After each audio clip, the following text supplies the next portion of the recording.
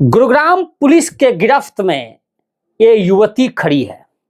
चेहरे पर नकाब है, शालीन सी दिख रही है और बगल में पुलिसकर्मी खड़े हैं। इसके कारनामे देखकर आप भी चौंक जाएंगे।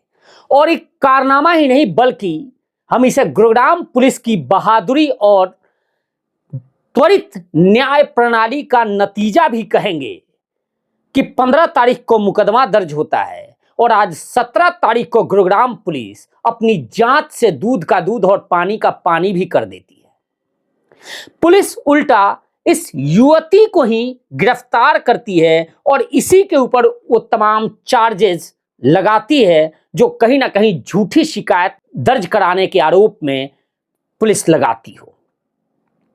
अमूमन आपके और हमारे जहन में जब भी इस तरह के सवाल आते हैं, इस तरह की खबर आती है कि फलाना युवती के साथ बलात्कार हुआ, रेप हुआ, तो आपकी भी अंग सिहर जाते होंगे। तरह तरह की बातें आदमी सोचने पर मजबूर हो जाता है कि आखिर क्या हो रहा है समाज में। क्या वास्तव में रेप हुआ है? क्या तमाम इस तरह के दरिंदे अभी भी समाज में घूम रहे हैं जो बलात्कार करते हैं? उन्हें कानून का खौफ नहीं है। लेकिन इस खबर को देखने के बाद आपको भी लगेगा कि बलात्कार के मामले जो दर्ज होते हैं उनकी गहनता से जांच हो तो मामले कुछ और के कुछ और भी निकलते हैं। ये ठीक मामला वही है। पहले जरा ये देख लीजिए, ये युवती 27 साल उम्र है, मूल रूप से राजस्थान की रहने वाली है और पढ़ी लिखी है। ग्रेजुएशन सेकंड पार्ट तक के गई हुई है और पीछे एयरपोर्ट पे काम भी करती थी। क्रू मेंबर के तौर पे एयरपोर्ट पे काम कर चुकी है। यानी इससे आप अंदाजा लगा सकते हैं कि हाई फाई युवती रही होगी। इस युवती ने 15 दिसंबर को गुरुग्राम के डीएलए फेज 2 थाने में एक एफआईआर दर्ज कराती है और उसमें 2 लोगों को नमित करती है, एक विपिन, दूसरा अजय। और इन दोनों को नमित कर वह यह आरोप लगाती है कि वो एक बेरोजगार थी। ऑनलाइन पोर्टल पर उसने अपनी नौकरी की प्रोफाइल बना रखी थी, नौकरी के लिए अपनी प्रोफाइल बनाई थी, जिस पर एक कॉल आता है और फोन करने वाला व्यक्ति गुरुग्राम के एमजी रोड पर बुलाता है इंटरव्यू कराने के लिए। युवती इंटरव्यू के लिए आ जाती है। युवती के आरोप के मुताबिक एक गाड़ी में इसे एक युवक मिलता है और अजय नाम का युवक गाड़ी चलाता है। इसे एक मेट्रोपॉलिटन मॉल जो गुरुग्राम के एमजी रोड पर है उसमें ले जाया जाता है। वहां जाने के बाद उससे बाहर निकलती है और फिर उस गाड़ी में बैठकर उसे कहीं और वो युवक ले जाते हैं और गाड़ी में उसके साथ रेप करते हैं। ये सूचना के बाद पुलिस डीएलए फेज 2 थाने की पुलिस हरकत में आती है, जांच शुरू करती है। और चूंकि इस केस का इन्वेस्टिगेशन उस थाने में एडिशनल एसएचओ बलराम, चूंकि इससे पहले वहां उसी एमजी रोड चौकी में वो काफी दिनों तक इंचार्ज रह चुके हैं, तो उन्हें एक एक चीज की जानकारी होती है कि कहां सीसीटीवी फुटेज है, कैसे निकलना है, कहां कैसे ये गए हैं। वो तमाम टेक्निकल सर्विलांस की मदद पुलिस लेती है और लेने के बाद जब जांच आगे बढ़ती है तो कहीं ना कहीं पुलिस को शक जरूर हो जाता है। पुलिस को शक होने के बाद इस युवती से गहनता से पूछताछ पुलिस करती है। उन तमाम साक्ष्य को देखने के बाद, चाहे वो सीसीटीवी फुटेज हो या युवती जो व्हाट्सएप से बात कर रही है, उस जिस व्यक्ति का कॉल आता है नौकरी के लिए, उसके तहत जब जांच करती है पुलिस, उन तमाम साक्ष्यों को खंगालती है तो पुलिस का शक और गहरा हो जाता है कि कहीं ना कहीं इस दाल में काला जरूर है। चूंकि पुलिस जब किसी पीड़ित से बातचीत करती है, अमूमन हम एज ए पत्रकार हम लोग भी देखते हैं, और कहीं ना कहीं जब उसके बयानों में विरोधाभास शुरू होता है तो पुलिस फिर दूसरे स्तर से, दूसरे तरीके से पूछताछ आगे बढ़ाती है। इस केस में भी कुछ ऐसा ही होता है। पुलिस पूछताछ करती है और पूछताछ जैसे ही कठोर रूप लेता है, उसके बाद पीड़िता थी इस केस में, वो बिल्कुल तोते की तरह बकना शुरू करती है। और जैसे ही वो तोते की तरह बकना शुरू करती है, इस केस से पर्दा उठता है। सभी अधिकारी हक्के बक्के रह जाते हैं। पुलिस के आला अधिकारियों तक यह बात बताई जाती है कि जो एफआईआर रेप का दर्ज हुआ है 2 आरोपियों के खिलाफ, वो कहीं ना कहीं शक के दायरे में है और पीड़िता के बयान से साफ लग रहा है कि इसमें कई लोगों की इन्वॉल्वमेंट है और यह एफआईआर मनगढ़ंत है, झूठी है। हालांकि इस बाबत पुलिस अपने आला अधिकारियों से कंटिन्यू चर्चा करती है, बातचीत करती है और फिर इसमें जो जो नाम सामने आए होते हैं उनको खंगालना शुरू करती है, उन साक्ष्यों को खंगालती है। उसमें पीड़िता जब यह बताती है कि इस पूरे मामले में जेल में बंद एक अभिषेक नाम का युवक भी है, जिस पर इस पीड़िता ने जुलाई 2025 में गुरुग्राम के सेक्टर 14 थाने में रेप का मुकदमा ऑलरेडी दर्ज करा रखा है। पुलिस उस केस को भी खंगालती है, उस बातचीत को भी देखती है, तो उसमें यह पता चलता है कि इस पीड़िता ने जो एफआईआर दर्ज कराई थी अभिषेक नाम के युवक के साथ, जो अभिषेक इसके साथ रिलेशनशिप में था और उसने शादी से इनकार किया, तो इस पीड़िता ने उस पर एफआईआर दर्ज कराई और वो युवक जेल में बंद है। हालांकि जेल जाने के बाद भी वो पीड़िता के इस युवती के संपर्क में है। ये युवती उससे मिलने जाती है, उससे बात करती है और वहां वो राजी हो जाता है कि अब मैं शादी कर लूंगा, तो मुझे निकाल दो यहां से। इनकी बातचीत शुरू हो जाती है। उसी जेल में, भौंडसी जेल का मैं जिक्र कर रहा हूं, उस भौंडसी जेल में अभिषेक जो इस युवती का पार्टनर है, जिस शख्स पर इस युवती ने एफआईआर दर्ज करा रखी है, जिसकी वजह से वो जेल में है, उसकी मुलाकात फरीदाबाद के पावटा का रहने वाला एक बिट्टू, जितेंद्र अलियास बिट्टू, उससे संपर्क होता है अभिषेक की।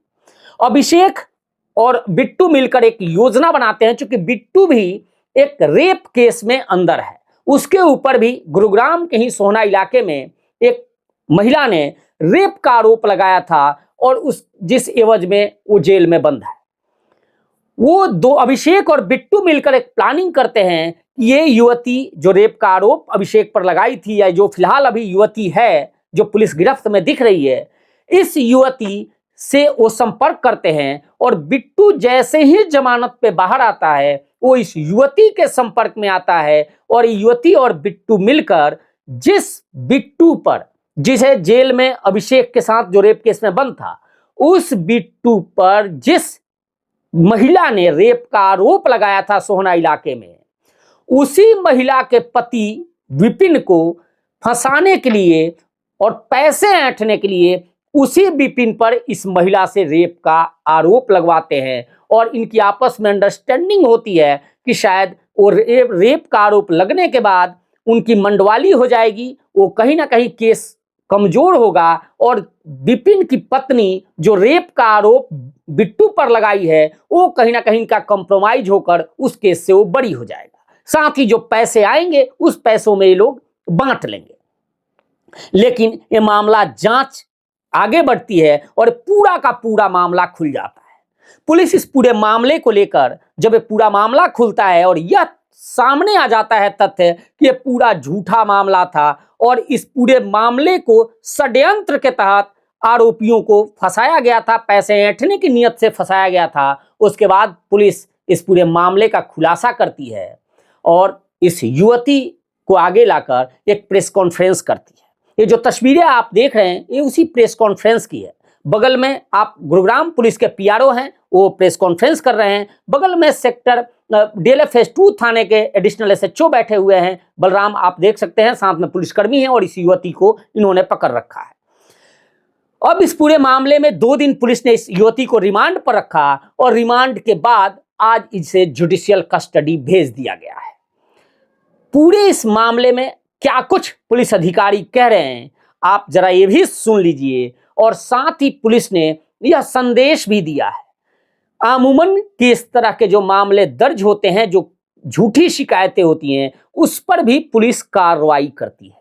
और पुलिस ने इस केस में इस युवती पर एफआईआर दर्ज किया है और उस एफआईआर में पुलिस ने प्रेस कॉन्फ्रेंस की और साथ ही यह भी कहा कि जिस पीड़िता की शिकायत पर पुलिस ने उन आरोपियों के खिलाफ बलात्कार, धमकी और गलत टिप्पणी के मुकदमे दर्ज किए थे, अब इस युवती के खिलाफ बीएनएस की धारा 308/2, 308/4, 3/5, 217, 61 बीएनएस की धारा उस एफआईआर में जोड़कर इस युवती और इसके साथियों पर जांच आगे बढ़ा दी। फिलहाल इस युवती को जुडिशियल कस्टडी में भेज दिया गया है और इस पूरे मामले में और कौन कौन से इसके साथी हैं उनकी तलाश पुलिस कर रही है। इस मामले में 11 दिसंबर 2025 को डीएलएफ फेज 2 पुलिस स्टेशन में एक महिला के द्वारा एक शिकायत दी जाती है और उस महिला के द्वारा बताया गया था कि 11 दिसंबर से करीब करीब एक महीना पहले 15 नवंबर 2025 को उसके साथ किसी रेप की घटना को अंजाम दिया गया था। महिला ने जो बताया था कि उसने किसी ऑनलाइन प्लेटफॉर्म के माध्यम से नौकरी के लिए अप्लाई किया था। किसी व्यक्ति के द्वारा उसे संपर्क किया गया और संपर्क करने के बाद उसको एमजी रोड पर मिलने के लिए बुलाया गया।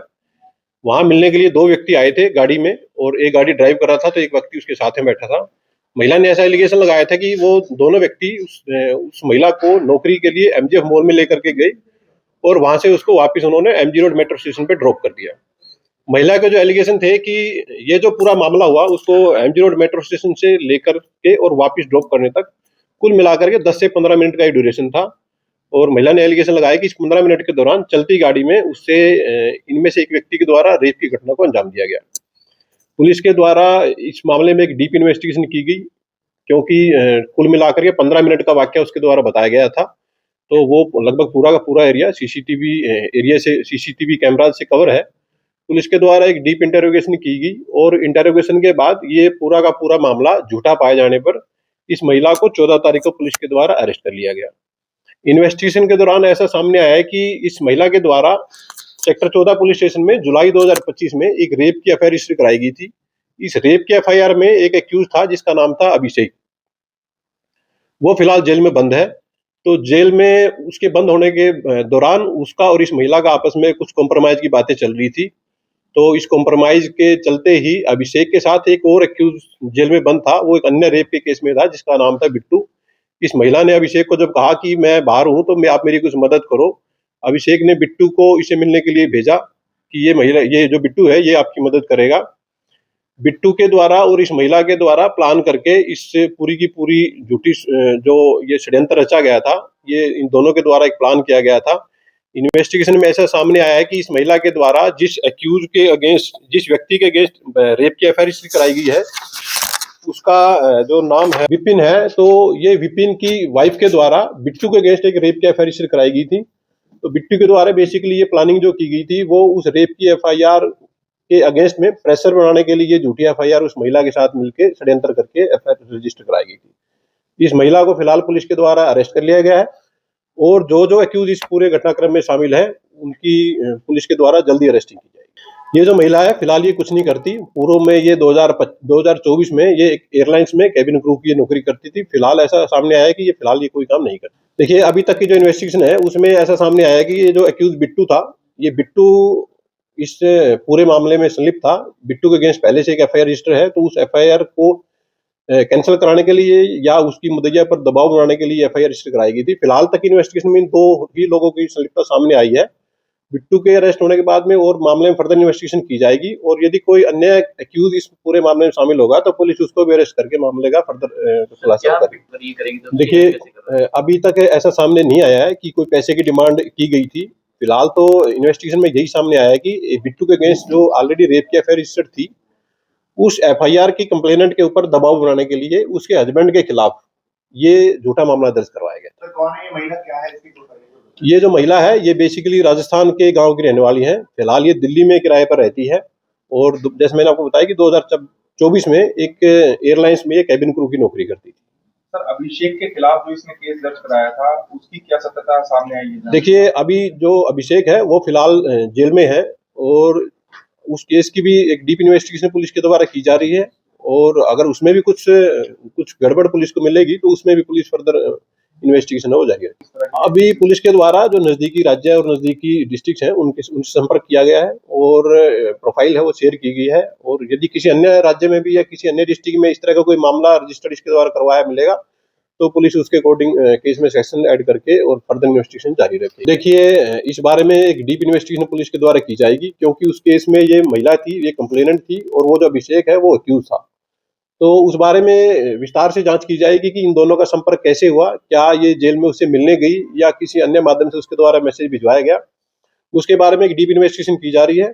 फिलहाल जो ये डीएल फेज 2 में रेप की एफआईआर उसने महिला ने रजिस्टर कराई थी, उसमें से रेप की सेक्शंस पुलिस के द्वारा हटा दी गई हैं और जो अपराध महिला के द्वारा किया गया था, ये झूठा एफआईआर रजिस्टर कराने की जो सेक्शन है पुलिस के द्वारा, उसमें इजाद कर लिया। अभी तक एक्यूज बिट्टू की अरेस्टिंग केस में पेंडिंग है, उसकी गिरफ्तारी के पुलिस के द्वारा लगातार प्रयास किए जा रहे हैं और उसको जल्द से जल्द पुलिस के द्वारा गिरफ्तार कर लिया जाएगा।